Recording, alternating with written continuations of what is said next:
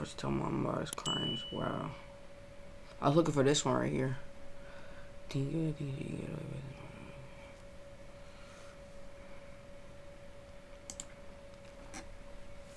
on. Is she okay? Do you see where she's hit at? No, it's on the side of her head. They're saying she's pregnant too. Take a deep breath.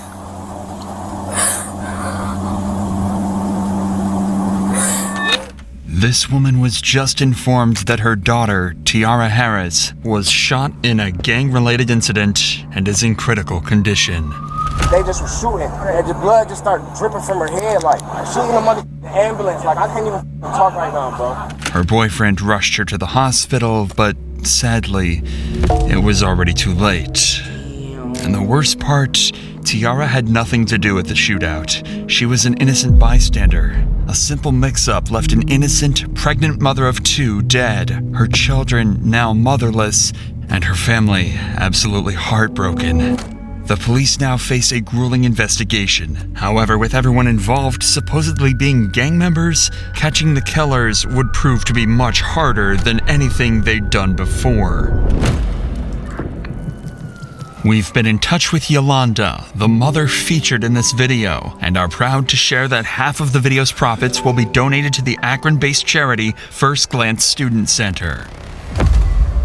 At 7:29 p.m. on April 14th, Akron Police Department would receive multiple calls reporting dozens of gunshots being fired out of 1492 Rockaway Street. Witnesses would describe what seemed like a gang-related shooting with multiple cars speeding away from the scene, one being a silver 4-door Chevy. Police managed to quickly track down the Chevy, following it as the driver sped across back roads in Akron. However, the Chevy wasn't actually running from the cops. It instead would pull over somewhere that concerned the cops even more: the hospital.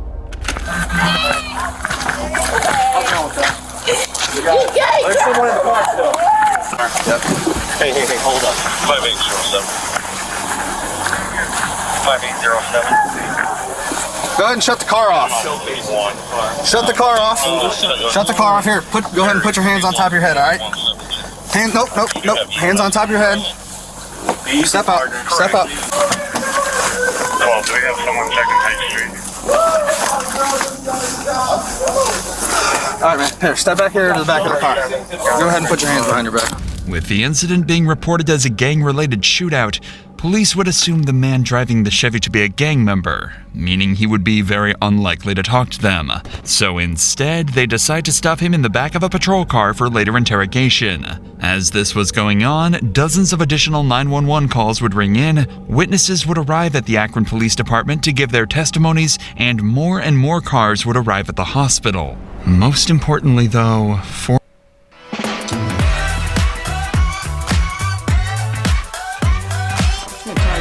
miles away, a young woman would be placed in an ambulance under critical condition with a bullet wound to her head.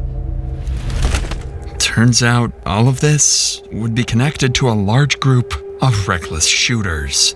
It's at this point that we need to step in. This is one of the most complex and mysterious cases we've ever covered, so we need to break down some details first in order for you to fully understand the case itself and how well the police handled every single step of solving it. At 7:22 p.m., a car arrived at 1492 Rockaway Street carrying a number of people who started hanging out with some friends on the side of the road. This group included Javier Small, Lanier Worthy, and Jonte Smith. Everything seemed fine until 7:29 p.m., a black vehicle reversed into the street carrying Tiara Harris and her boyfriend George. Her boyfriend recognized some of the people on the sidewalk and wanted to back up and say hi to them.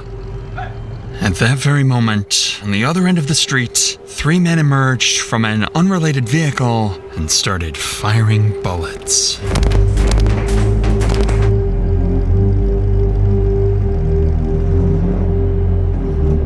These men were Zaire Saunders, 17-year-old Antonio Whitaker, and Darion Rackley, all affiliated with the gang BBM, a notoriously violent gang active in Akron at the time.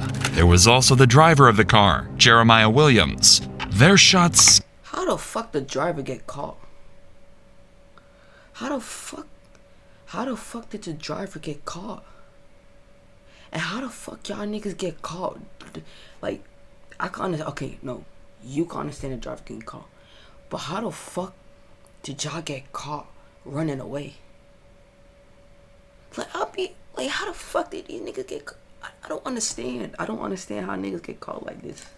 Gathered the group on the sidewalk, with everyone running for cover. In the panic, Jonte and Javier drew their guns and began to shoot back.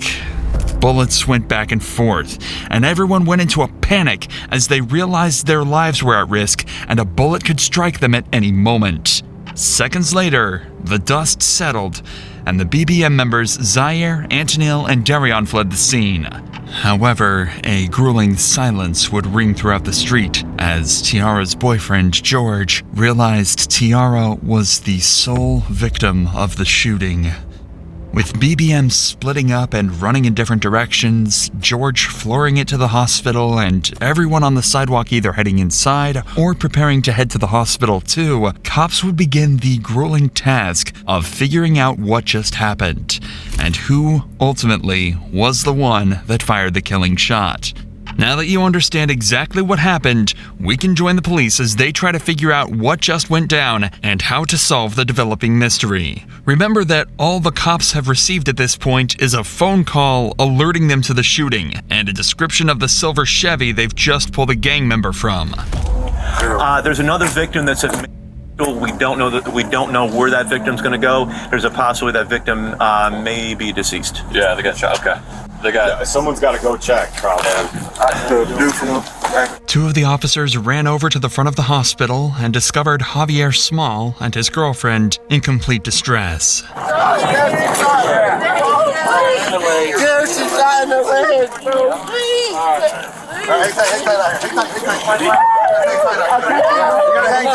can't go with you in that room. Because she's got to go to get checked out. Hang tight. Let's go back up. As it turns out, another girl was also hit in the shooting, that being this man's girlfriend. Luckily, she was only shot in the leg, but he was still extremely distraught and horrified about the whole incident. Bro, I'm on house arrest. I gotta go. I gotta go to the hospital. I gotta go to the hospital with my girl, bro. We'll get you. I'm gonna come back. I'm gonna come back. I'll tell you how She's gonna be fine. I just got in the car. I don't know.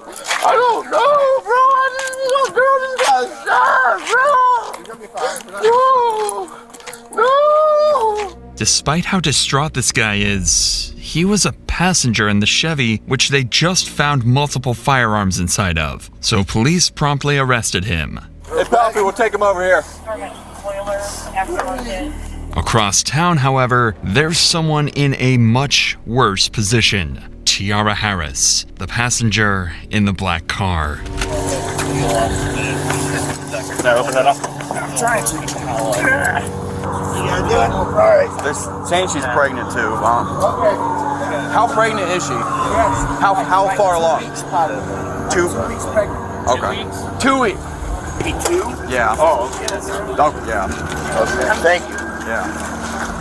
44, there is a firearm. That.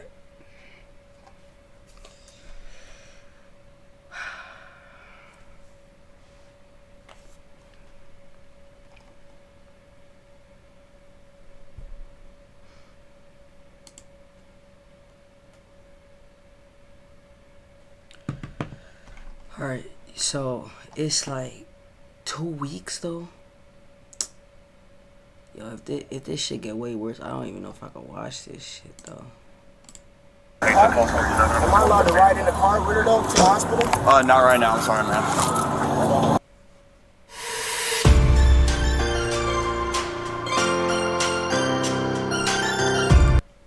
Bro, Yanni just got shot. I mean, T just got shot. Bro, just in the car, just driving down the street in Kenmore, driving from over there, and they just was shooting. None of the glass broke, but she wasn't like moving or talking. So I just brought her, and the blood just started dripping from her head. Like, bro, we see in the hospital. She's in the ambulance. Like, I can't even talk right now, bro. Tiara was immediately rushed to the local hospital, and her boyfriend George was brought in for questioning. he wasn't a lead suspect, but police did find it odd that he just happened to arrive at the site of a violent shooting right as it all went down. He would claim to be innocent and actually provide a detailed description of everything that went down that night. You turned off here, so no, boom, no, I didn't. I came this way, and I said, "What y'all got? Like, what y'all got going on over here?" Like, I'm like basically saying, "Y'all good?" Right. As soon as I said that, somebody from down here got to just shooting a gun that just kept shooting. That's all I know. But I didn't hear nobody or nothing like that. So you're right there, and then you heard that. How many shots did you hear? Man, I can't even recall. It was a lot. And then as soon as I So you were facing this way? No. You literally backed all the way on. Say I'm coming down here in this Rockaway. This would be Rockaway. Okay. Down, I backed up. Oh, so you backed, so the back of your car was facing that way?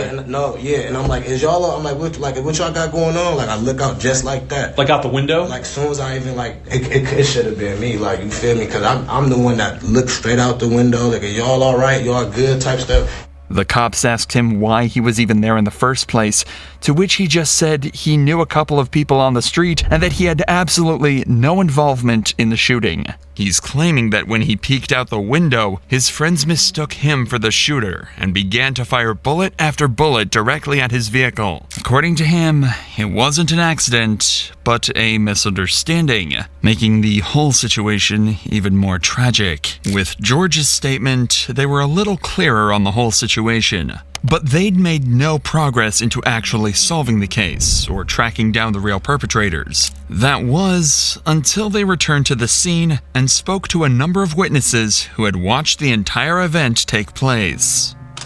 It was two African Americans. Where were they running? Young kids. They come from back there across this backyard next door and out the driveway. They hopped the fence? Black. He had a face mask on and had a 9mm. And then the other one had a semi-automatic rifle, and they were almost to the corner of the house running this way, and they both jumped the fence. Like when the kid in the hoodie jumped maroon hoodie jumped the fence, he dropped the semi-automatic rifle at the driveway. I was just out back cutting some stuff, and all I heard was just a barrage of bullets, fully auto. It wasn't 3-round burst, 4-round. It was fully auto. Coming off fast. Oh yeah, hot and loud and fast. And then I saw two guys when I was out back. I could see through the backyards, through the fence. I saw a silhouette of two guys running up towards that street, returning single shots as they were running away. Okay. There's casings up here. Oh, you found something? Yeah. I got more. Okay. How many did you hear, you think? I heard it was like 30. Like where all these cones are at, probably that amount? 30 or 40. But this happened over there all the time. Where's over there? Right there, the house right there. I heard a lot of gunfire, but when I went out, when I first heard it, I thought it was a backfire because I saw this car sitting over here where all the cones are. He had his lights on. So I thought he was working on a car and it backfired real bad. Then I saw them loading people into cars to take them to the hospital, and I knew it wasn't, because this has happened so many times before. I don't know what we're supposed to do. Right. We can't go outside, nothing. Even with all this new information, though, the cops are only slightly closer to figuring out what happened. They were now at least able to confirm that one group of shooters rolled up and started the exchange before another responded, causing a huge exchange of bullets throughout the neighborhood. But they still had two major questions. Who were the shooters, and how was Tiara involved? Well, the cops had just spotted another witness that might be able to answer their questions. A woman who was actually on the street the moment the bullets started flying. So you don't live here? I'm not even from here. Oh. I was just So who owns the house? Anitra Johnson. Anitra? She is? Okay. She was out to eat when I called her. Okay. Everyone's okay though, right? The kids? The kids, yes. Yeah? The kids are okay. I got them in the back watching TV. Okay. There was another girl outside. I think she got shot in the thigh or the leg. I think they took her probably to the hospital. Okay. She definitely got hit. Okay. So what did you see? I'm sitting outside. To be honest, we all family. So we're all outside prayer wrestling, like act like we hitting each other and stuff. Next thing I know, I just heard these gunshots. I'm like, all right, was that a BB gun? Come through shooting. Yeah. And it was like, pow, pow, pow. They came through again. So I'm running up, I didn't even know where the gunshots came from. I'm running up, trying to grab the kids. They came through twice. Okay. Did the house get hit at all? I mean, I don't even fuck. Is that a bullet hole right here? I I don't know. I was really just trying to grab the kids. And you said so what? They got out of a car? They didn't even get out of the car. Or they just started, they were hanging out They was shooting? hanging out shooting. Did you see how many by chance? Three of them? Okay. Now it's starting to sound a lot more like a drive-by shooting, notoriously one of the hardest types of crimes to solve, especially if the vehicle was stolen. The cops are starting to lose confidence that they'll ever find Tiara's killer, but then they decide to ask one simple question. Ma'am, do those cameras work? I believe so. Okay. She's on her way home. Oh, she is? Okay, perfect. There were CCTV cameras on the property, and as soon as the homeowner got back, they'd have access to the footage. So in just a few hours, the cops were able to put together just enough footage to understand exactly what happened. Remember, we already know all of this, but for the police, this was huge. Now they had a detailed timeline of the entire incident, including at what time it went down, how many people were involved, and which vehicles the suspects used. This would be very useful in the coming interrogations in terms of verifying their suspects' claims and pressuring them to confess. Police finally had a solid piece of evidence, and right as their case had started to build some substance, their biggest lead yet would step out right in front of them. I have video of them carrying the girl that got shot. I can put it on an SD card. And that's not the same one that was at shot. Looking for wholesale products to resell on Amazon? Meet Cogita, Europe's largest catalog of health and beauty. Link and then you can just upload it from there. Right after they took off. Not only had they seen the entire thing go down, but as soon as they heard gunshots, they started recording. They managed to get this clear footage of a man getting into the same vehicle spotted at the shooting just minutes earlier. Now all they needed to do was track down the car using the visible license plate, and they'd have their first lead suspect. But with that said, these kids were no strangers to running from the police, and the officers would begin the hunt to find these evil teens. While all of this was going on, police had another, perhaps more nerve-wracking situation to handle. Tiara had passed away, and her family had no idea. There's currently not like too many people in the hospital. Let's step over here, see where all these cruisers are. My car okay? Where's your car at? I'm right here because I This one didn't know. or this one? Right here. Sorry, which one? Okay. What's your daughter's name? You're here for your daughter? Tiara Harris. Tiara Harris. Say, have me stand right here next to this sign. We'll have someone go over to talk to you, okay? Take a deep breath. Is she okay?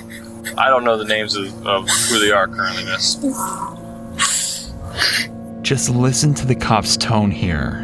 He knows just how bad things are looking for Tiara, and he absolutely doesn't want to break that news to her mother yet, especially when he sees just how emotional she's starting to get. Tiara's autopsy showed a single bullet struck her in the head and remained there. While tragic, this information would allow police to identify the exact bullet type and then gun used to shoot Tiara. If they could find the owner of this gun, they would be able to match it to the bullet, and justice could be served for Tiara and her family. Hey, come here! They got a bunch of people showing That's up. my son and my nephew. Okay, well, listen, they can't go in. It's going to be you. Y'all go in the car. Go in the car. They're telling us to wait outside. No, I'm going in. Go in my car. The entire family is in distress, with her mom shaking and doing everything she can to stay strong in front of her kids. It's truly a nightmare situation, and it only got worse from there. At around 8:30 p.m.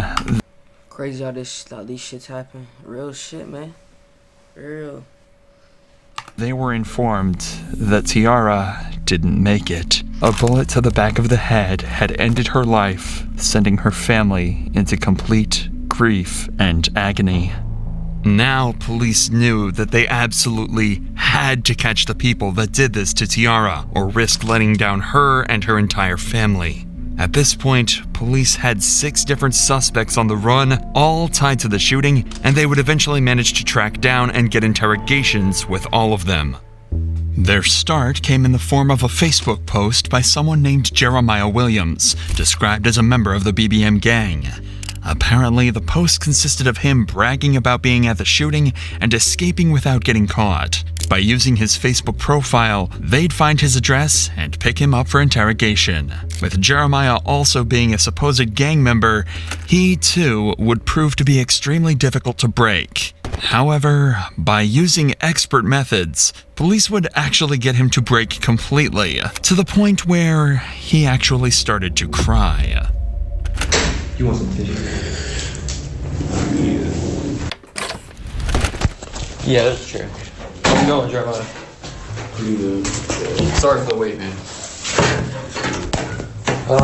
I'm Detective Smith. This is Detective Davis.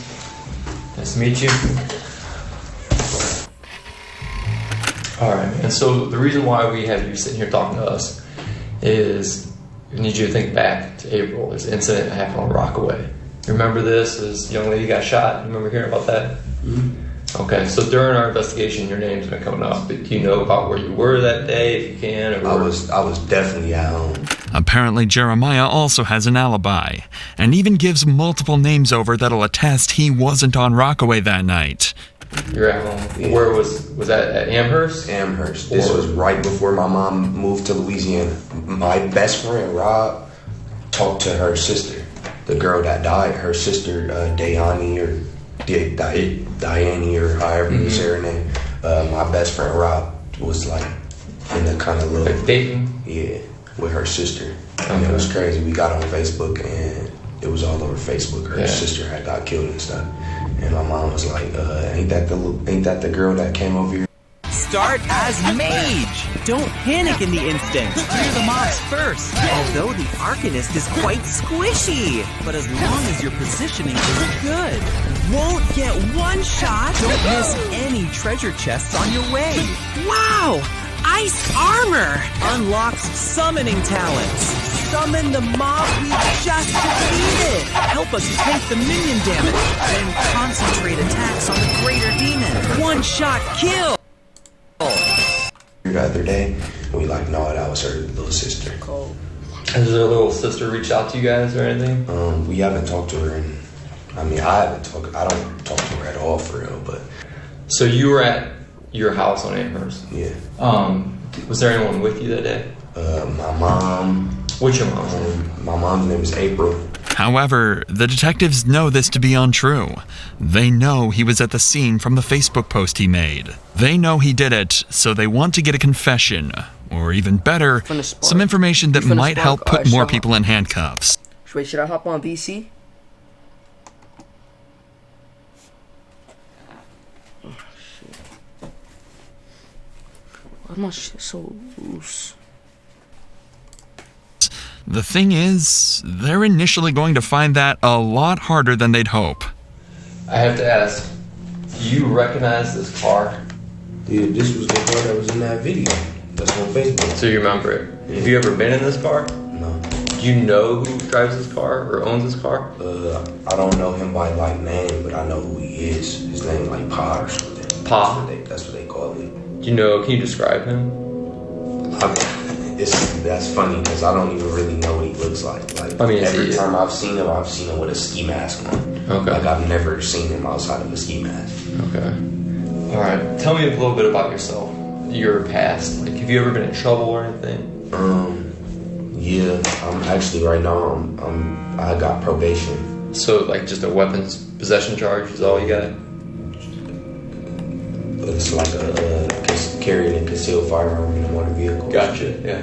Jeremiah is making a conscious attempt to give as little information over as possible while still trying to seem cooperative. He's smart. He doesn't want to completely close himself off, as that'll make him seem guilty, but he also doesn't want to give up any vital information. The cops ask him who was there, where he was sitting in the car, even questions about the guns, but he refuses to speak, and he's starting to seriously frustrate the cops. But all this talk of courts and investigations doesn't seem to be getting them anywhere at all.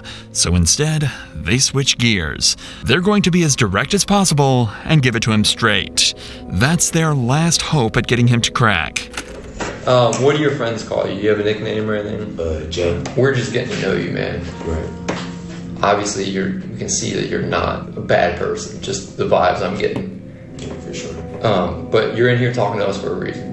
and it comes back down to this incident. You being honest with us is what we'll be able to work with you. We know that you were there, and we also got your DNA in this car.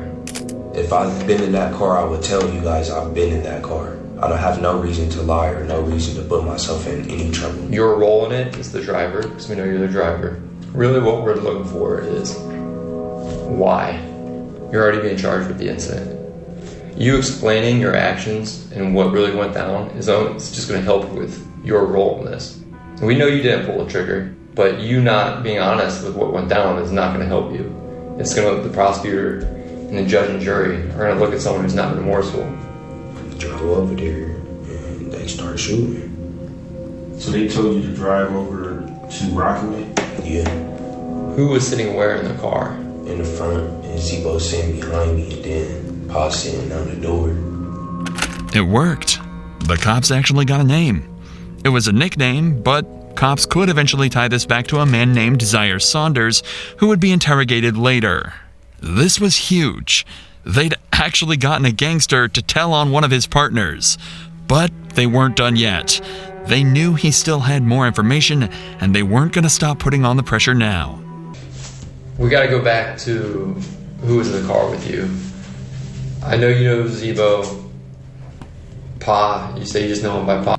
If you're a producer who hates AI, this plugin might change your mind. This is Reimagine in Co-Producer. You can take any sample you find and flip it into infinite one-of-a-kind variations. You know his real name?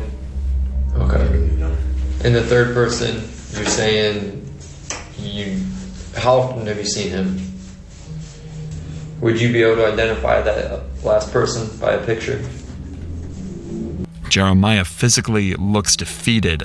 He's avoiding eye contact and is hunched over. He likely never saw himself giving up the names of his partners, but that's exactly where he found himself.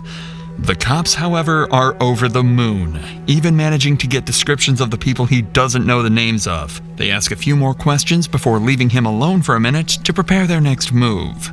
However, on their return, they didn't expect to see Jeremiah, a once tough and unbreakable gang member, to cry because of what he'd done. What'd you say his first name was what? Darian. Is this him?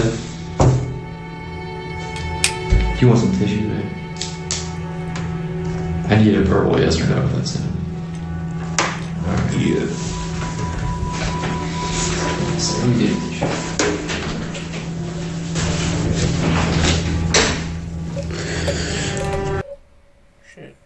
Shit.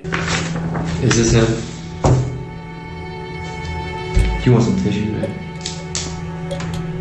I need a verbal yes or no if that's him. Yeah. So let me get tissue.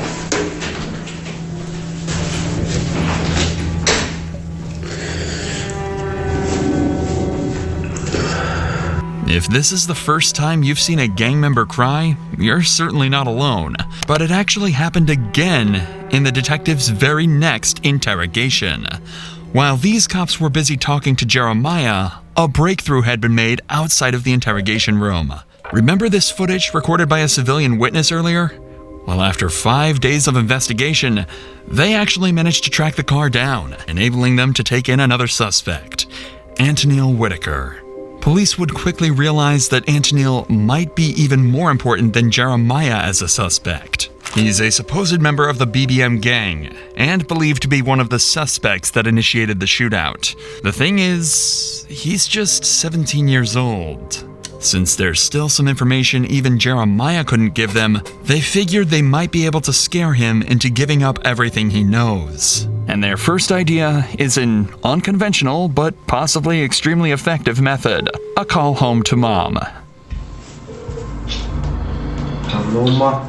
This is really, really serious now. You need to put yourself wherever you was and get to telling with your part as much as you can, because you can't take the blame for this, and this was not you. You shouldn't be sitting here. They know it's your car. You can't get out of that. You better than this. Antonil doesn't even seem to feel like following his mother's advice. Despite the fact that they know it was his car, he's claiming that someone else was actually driving it that day. And here's your receipt. even more unfortunately, he'd forgotten exactly who. Listen to his story and see if you believe it as much as the detectives do. So you said you were at home? No, like the whole day?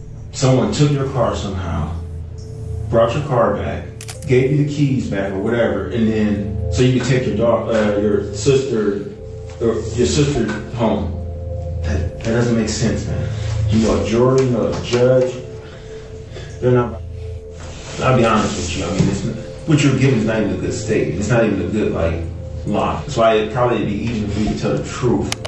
You see, about an hour after the shooting, Antonil was confirmed to have used his car to pick his sister up from an event, meaning it was clear that he was still in possession of it. But that didn't faze Antonil, and despite how many questions police asked him, he refused to give up anything. How this works, you might already know this from TV, but I mean it's kind of accurate. We're going to compare your DNA to the DNA on the shell casings that we collected on scene. Is there any reason your DNA is going to be on there? Because if there is, you've got to explain that. You said no, or I don't know. Who got in the car with you at all this? If you're saying your DNA is not going to be on those shell casings, right? And you're saying you weren't driving, who did you let drive your car? Believe it. I don't know what's there. But right now it looks like it's on you. They're trying to force a confession out of him by telling him that if he'd been in physical contact with any of the evidence tied to the murder, they would find out and he would get sentenced. And they're not lying either. When you touch anything at all, you leave behind skin cells, sweat, small hairs, or even oils that can quickly be traced back to you. Meaning, if Antonil had touched the car, the bullets when loading his gun, or anything else related to the murder, police would find out. However, as of now, detectives haven't had the time to run these tests to confirm if his DNA was present, meaning they couldn't pressure him to a confession, and they'd have to wait until later. So in the meantime, they move their attention to the next suspect. Remember the man Jeremiah gave up to the cops back in his interrogation? That was Zaire Saunders. Once they had his name, they tracked him down and arrested him. And he would prove to be even more helpful than Antonil and Jeremiah combined. Did you know of or hear about that young lady who got killed? Yeah. Did you know her? No. We don't think that she was the one meant to be heard. And I mean, based on what we're seeing. But unfortunately, she did get obviously hurt. Her family's hurt. Right. You know, when we did that search warrant, we got your phone. Yes. Okay. And we downloaded your phone. And your location is putting you on Rockaway that day. No shit. What happened that day, man? I shot a pistol. You shot a pistol? Yes. This seems like a breakthrough. He's just admitted to being a part of the shooting, and it seems that all the detectives' work has just paid off. But they're not quite there yet. Of the 3 shooters, 2 did indeed use pistols, but one of them was actually yielding the extremely dangerous automatic rifle that can be seen clear as day in this footage here. Instead of jumping this fence after the shooting, the man with the rifle fled directly down Rockaway Street, and that's the direction Zaire's phone shows him running. The good news is, that clears Zaire of being the man that killed Tiara. After all, she was killed with a very specific pistol round. But that does put him directly in the spotlight of being the man with the most dangerous weapon, and one that is directly lying to the cops right now. And they're not about to let him get away with that. We have video of the incident. You're on camera shooting a rifle. Is it a pistol that holds, 2 rifle rounds? Like, I mean, it ain't just. It is big. Does it have a stock on it? Like something kind of modified type thing? No, it didn't have a stock on it. So describe it then. I'm getting all of this rifle. That single piece of information resulted in Zaire actually getting the highest sentence out of anybody involved in the case. just the use of such a dangerous firearm actually increased his prison time by somewhere between 10 and 15 years. But he still doesn't know that yet. He's still under the guise that if he helps the detectives out, he might get a better deal. So not only did he tell them where to find the rifle he used, he also gave up one of the most vital pieces of information that cops had received in the entire case. The group BBM, I just know they call it BBM, for real, BBM, yeah. Zaire just told the cops the name of the gang that was involved, a huge piece of information that will help them track down every last individual that was part of this attack. Now the detectives have just one more final question that'll hopefully put together the final pieces of the puzzle they're looking for. You've been extremely helpful throughout this whole interview. You're helping yourself out too. You gotta ask, whose idea was it? I know for sure it wasn't mine. They just around, so we'll just say, yo, it was my dudes. But you got different dudes, so you got different, like, that's how they is. Well, they ain't say it right then and there. They said it on Facebook, like, but they was like, I knew they was talking about me. They just didn't say it directly to me, but I knew they was talking about me. Okay, if there's one AI site builder you need to meet, it's this dope tech from Wix. He just gave up the group chat where all of these shootings supposedly were planned. With this, police simply had to cross-reference the names in the group chat with the supposed shooters on the CCTV, and the names that had been mentioned in previous interrogations, giving them enough evidence to sentence all 6 of the shooters. But unfortunately, this wasn't the resolution they'd hoped for. After examining all the weapons confiscated, it would turn out that none of them were a match to the bullet found in Tiara's head, meaning they still couldn't tie any specific person to the actual murder. However, there is one puzzle piece we haven't told you about yet. The one that would solve this entire case. Watching the CCTV footage, it's clear that there is one man that directly shot at Tiara's vehicle. If you follow this man, dressed in all black, back through the CCTV, you can trace him all the way back to the driver's seat of this black truck. A black truck that, until now, the cops were completely unable to identify. But then, they received one final piece of footage from a witness, allowing them to track it back to the owner, 44-year-old mother, Kia Brown. Police realized they had to interview her, knowing that whoever was driving Kia's black truck that day killed Tiara Harris. Hey, how you doing, ma'am? How are you? Good. I'm Detective Smith. This is Detective Davis with Akron Police. Hi. Hey, we wanted to talk to you or whoever's driving, who drives this truck, reference that incident that happened up the street. They were being shot at. And we're finally trying to catch up with them. Looked like a couple males. And have you heard about this? I heard about what happened on the corner. This is my truck, but my son was driving. It wasn't Kia, but her son driving the car that night. And after running his name, they'd find out he had ties to a rival gang of BBM. So the detectives had Kia call her son and hand over the phone to the officers. I have some detectives here right now. The day that we were moving in, the incident that happened around the corner, they would like to speak with you. Do you have a moment? Can you go on break? How you doing, man? How you doing? Good. I'm Detective Smith. I'm with Detective Davis with me. Hey, what's your name before we get started, bud? Lanier Worthy. Lanier. All right, Lanier. How you doing, man? So listen, man, I won't keep too much of your time. We were wondering if we could talk with you and your mom maybe in person at some point, and we wanted to talk to you about that incident that happened up the street. We know you're over there, so we were hoping you could help us, actually. You're not in any trouble. We're actually hoping you could help us. Would there be a good day for you to... This weekend, fine? Yeah, Sunday the 8th. Can we do it anytime after 2:30? Okay. Anytime after 2:30? All right, man. We appreciate it. We'll see you at 3:30. Okay. All right, buddy. Bye. And just like that, they had an interview scheduled. And this was the final suspect at the scene that they hadn't yet spoken to. The man suspected to be the driver of the black truck and the man they think shot Tiara. Dad, how you doing? What's up, man? Appreciate you talking with us. So, I mean, obviously, you know why we're here. About that incident that happened up the street. So, we just wanted to know your perspective. That happened that day. What'd you see? That type of stuff, right? You can run us through that day?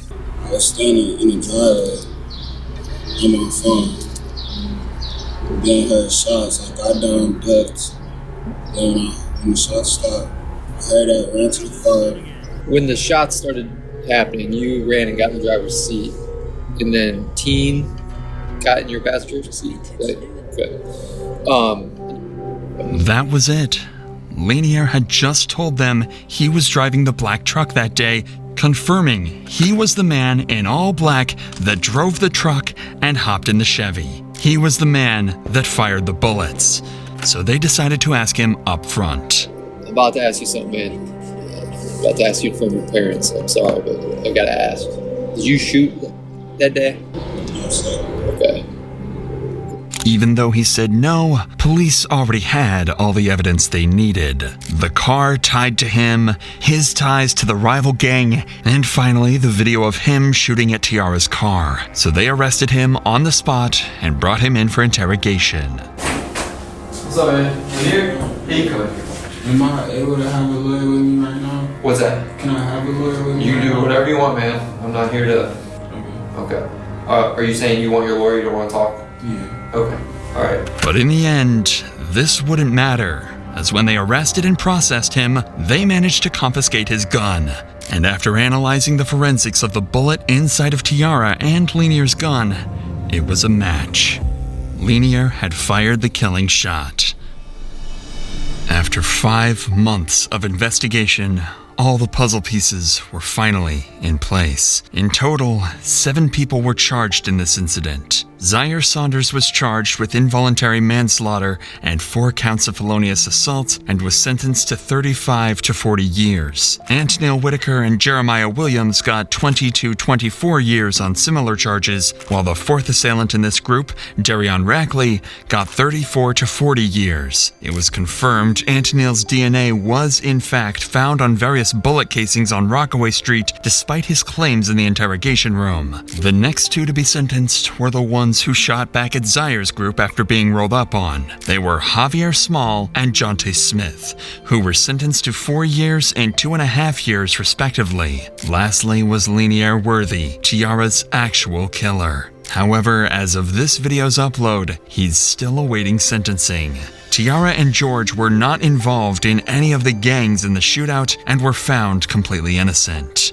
At long last, Tiara and her family could finally be at peace. Half of our